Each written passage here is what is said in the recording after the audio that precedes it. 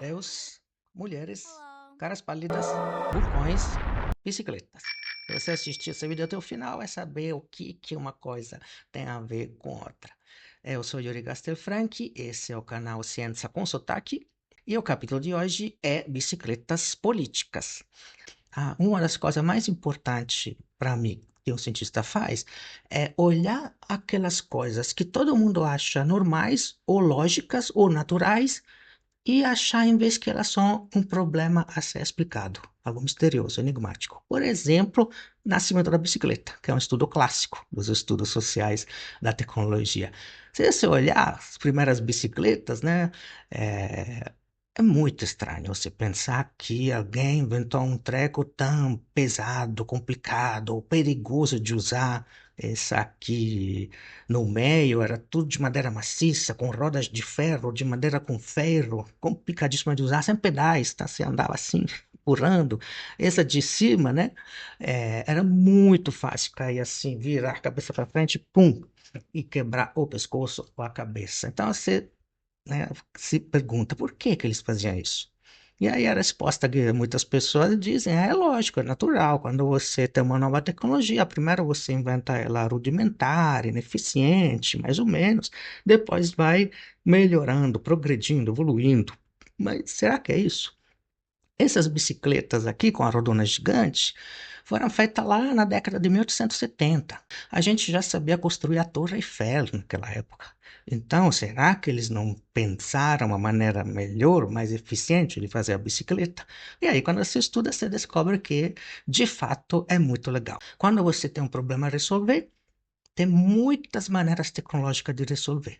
E aquelas que é escolhida em certo momento não depende só dos critérios técnicos da eficiência, mas depende também do contexto que está fora dela. Ou seja, igualzinho à biologia, não descendemos do macaco, não teve uma progressão desse tipo, mas na verdade a evolução é um arbusto, ou seja, a evolução biológica busca, né? Por tentativa e erro, pelo acaso, um monte de soluções. Assim que existiram espécies humanas diferentes ao mesmo tempo. E na tecnologia é a mesma coisa, né? A bicicleta não evoluiu tanto assim. Primeiro estava ruim, depois foi melhorando até a chegada de hoje. Mas na verdade também teve um monte de modelos e cada um era bom, era eficiente para alguma coisa específica, para algumas pessoas específicas e para algumas políticas específicas. Não é uma evolução linear, mas é uma coisa complicada. Então, a nossa história começa aqui em 1817, quando esse carinha, o Barão Karl Wilhelm Friedrich Christian Ludwig Freiherr Drais von Sauerborn, inventa essa Laufmaschine, a vovó da bicicleta. Felizmente o cara era um republicano, não gostava de ser nobre, então podemos chamar simplesmente ele de Drais, e a bicicleta dele, que não era ainda uma bicicleta que não tinha pedal, era mais parecida com um patinete de hoje, né? Você andava assim nela. E Laufmaschine significa justamente máquina de andar, né? Depois foi chamada Draisien, porque foi inventada pelo Drais, e levou um monte de outros nomes, como velocípede, hobbyhorse, né? Cavalo de brinquedo, e assim por diante. Já nessa invenção, você vê que as invenções não caem da cabeça das pessoas assim, no vácuo, do nada. Porque o cara é um gênio, aí inventa um negócio que ninguém pensou. Quando você pensa uma coisa, pensa também a partir do que você está vivendo. E o que os europeus estavam vivendo nesse período eram duas coisas. Primeiro, o fim das guerras napoleônicas, que mataram milhões de pessoas e também centenas de milhares de cavalos, né? E no mesmo ano em que o Drais começa a pensar sua máquina de passear, também tinha acontecido um fenômeno climático incrível, que passou na história como o ano que não teve verão, né? O que que tinha acontecido? Um vulcão na Indonésia fez uma erupção catastrófica gigantesca, que foi meio que a gota final depois de outras erupções de outros vulcões anos anteriores, e isso, para muitos cientistas, contribuiu muito para levar a essa gigantesca crise climática na Europa, no mundo inteiro, na verdade, que não era uma crise de aquecimento global, mas sim de resfriamento global. Então a Europa passou por carestias terríveis, pouco calor, tempestades violentíssimas e ao mesmo tempo falta de cavalos. E aí você vê que o próprio Drais pensa isso. Porque na patente ele diz, bom, em períodos de guerra ou se tiver muita chuva, pode ser interessante ter um meio alternativo ao cavalo para transportar coisas, comida. Então vai lá, se difunde na Europa inteira como uma febre, uma moda gigantesca, esse cavalinho de brinquedo em que as pessoas gostavam de andar nos parques na cidade com essa coisa. Entre as pessoas que gostam pra caramba dessa máquina, obviamente todos muito ricos, né? Era um gadget de rico, tem os dandy. Então, outro nome desse antenato da bicicleta foi o Dandy Horse, né? O cavalinho do dandy. Os dandies eram aqueles caras sofisticados, chiquetosos, vaidosíssimos, elegantes, ricos, né? Aqueles que hoje chamaríamos de metrosexuais e que eram, sim, alguns aristocratas, mas nem sempre. Em particular, quem gostava não eram os nobres, eram os filhos dos novos ricos, dos comerciantes, dos banqueiros, a nova classe dominante que não era mais a aristocracia no século XIX, mas começava a ser a burguesia, os capitalistas. E aí você vê outra coisa.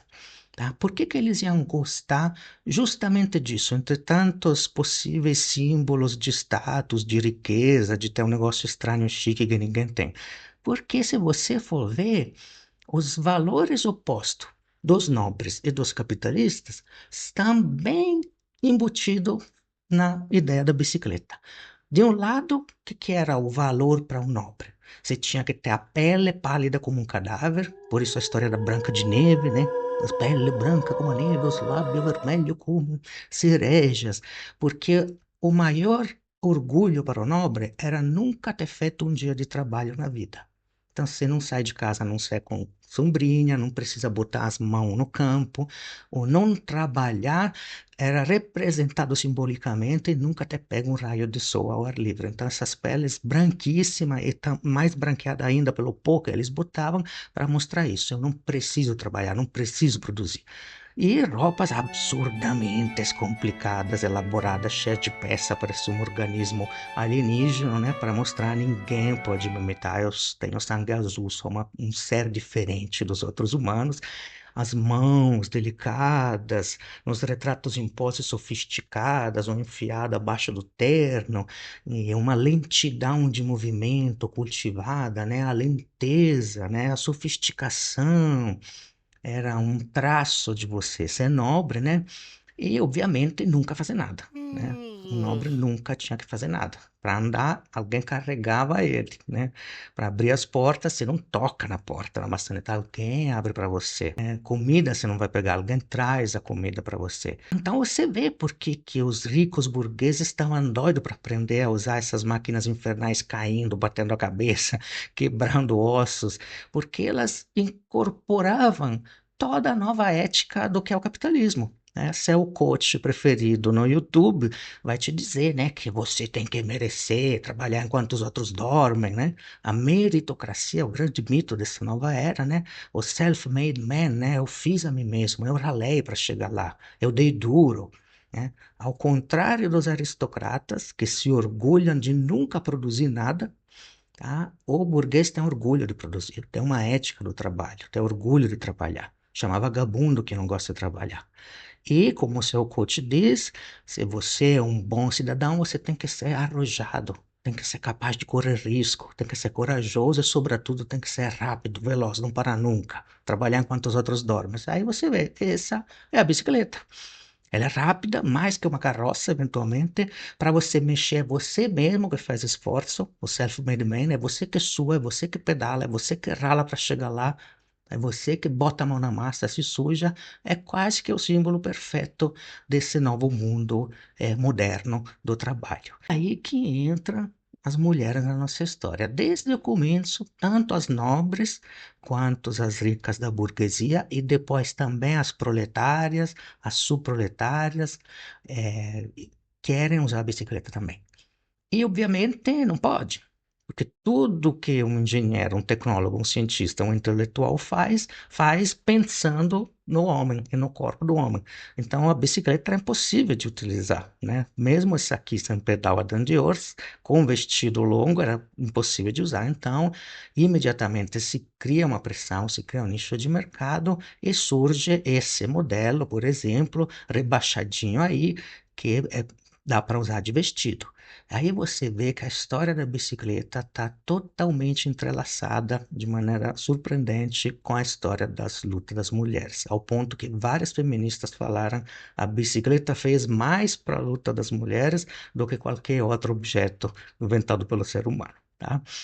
Mas enfim, a moda desse negócio de andar cai aos poucos porque as cidades começam a proibir usar isso em espaço público, porque os pedestres ficavam assustados, tinha medo de briga, tinha medo das pessoas caírem, se machucar. Então, várias cidades, Nova York, Londres, que tinha milhares dessas máquinas, proibiram usar. E por quase 40 anos, né, a moda acalma. Até que, com uma gambiarra, quase 40 anos depois, alguém inventa a ideia de, e se eu botar para mexer nessas rodas, tipo aqueles pedais, aquelas alavancas que as operárias nas fábricas de tecido usam para mexer o tear. E aí surge na França, inicialmente, depois espalha para o mundo inteiro, esse aqui que era chamada de bonnet checker, o chacoalhador de osso, de tão brutal que era andar nela nas estradas de calçadão da época, né? Rodas de madeira ou coberta com ferro, enfim. Não tinha ainda a inovação da borracha, e aí vai.